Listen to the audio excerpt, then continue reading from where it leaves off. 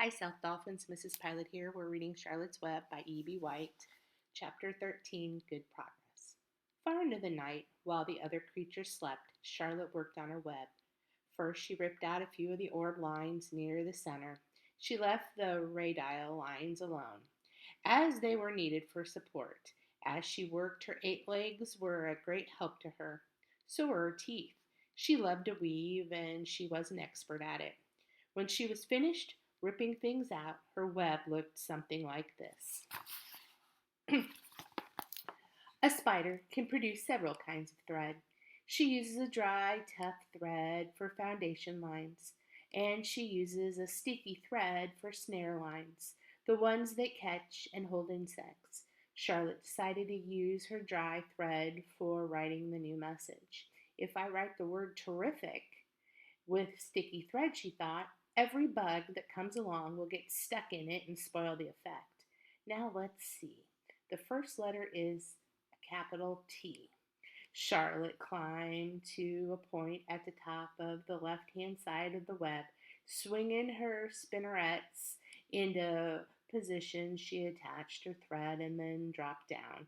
As she dropped, her spinning tubes went into action and she let out thread. At the bottom, she attached the thread. This formed the upright pattern of the letter T. Charlotte was not satisfied, however. She climbed up and made another attachment right next to the first. Then she carried the line down so that she had a double line instead of a single line. It will show up better if I make the whole thing with double lines. She climbed back up, moved over about an inch to the left, touched her spinnerets to the web, and then carried a line across to the right, forming the top of the capital T. She repeated this, making it double. Her 8 legs were very busy helping. Now for the E. Charlotte got so interested in her work, she began to talk to herself as though to cheer herself on. If you had been sitting quietly in the barn cellar that evening, you would have heard something like this. Now for the R. Up we go. Attach, descend. Pay, outline. Whoa, attach. Good. Up you go. Repeat. Attach, descend. Pay, outline. Whoa, girl. Steady now. Attach. Climb. Attach. Over to the right. Pay, outline. Attach. Now right and down and swing that loop and round. Now into the left. Attach. Climb. Repeat. Okay. Easy. Keep those lines together. Now, then, out and down for the leg of the R. Pay out line. Whoa, attach, descend, repeat. Good girl. And so, talking to herself, the spider worked at her difficult task. When it was completed, she felt hungry. She ate a small bug that she had been saving. Then she slept. Next morning, Wilbur arose and stood beneath the web. He breathed in the morning air into his lungs. Drops of dew catching the sun made the web stand out clearly. When Lurvy arrived with breakfast, there was a handsome pig, and over him, woven neatly in block letters, was the word terrific. Another miracle. Lurvy rushed and called Mr. Zuckerman. Mr. Zuckerman rushed and called Mrs. Zuckerman. Mrs. Zuckerman ran to the phone and called the Arabelles. The Arabelles climbed in their truck and hurried over.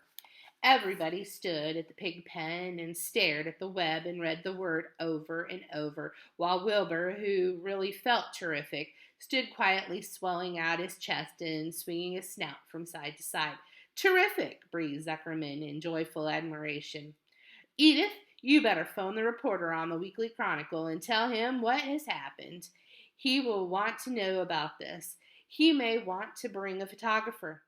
There isn't a pig in the whole state that is as terrific as our pig. The news spread. People who had journeyed to see Wilbur when he was some pig came back again to see him now that he was terrific.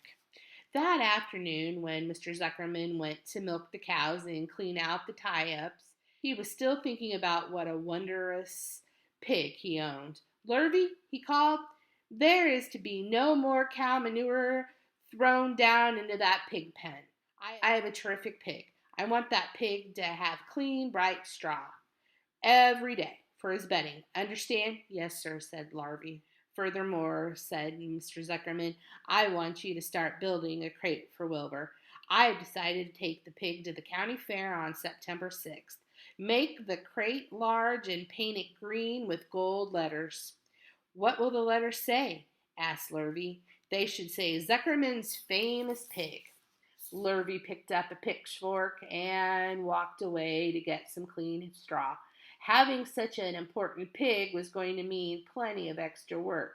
He could see that. Below the apple orchard, at the end of the path, was the dump where Mr. Zuckerman threw all sorts of trash and stuff that nobody wanted anymore. Here, in a small clearing hidden by young alders and wild raspberry bushes, was an astonishing pile of old bottles and empty tin cans and dirty rags and bits of metal and broken bottles and broken hinges and broken springs and dead batteries and last month's magazines and old discarded dish mops and tattered overalls and rusty spikes and leaky pails and forgotten stoppers and useless junk of all kinds, including a wrong size crank for a broken ice cream freezer. Templeton knew the dump and liked it. There were good hiding places there, excellent cover for a rat, and there was usually a tin can with food still clinging to the inside. Templeton was down there now, rummaging around. When he returned to the barn, he carried in his mouth an advertisement he had torn from a crumpled magazine. How's this? He asked, showing the ad to Charlotte. It says crunchy. Crunchy would be a good word to write in your web. Just the wrong idea, replied Charlotte. Couldn't be worse. We don't want Zuckerman to think Wilbur is crunchy. He might start thinking about crisp, crunchy bacon and tasty ham. That would put ideas into his head. We must advertise Wilbur's noble qualities, not his tastiness.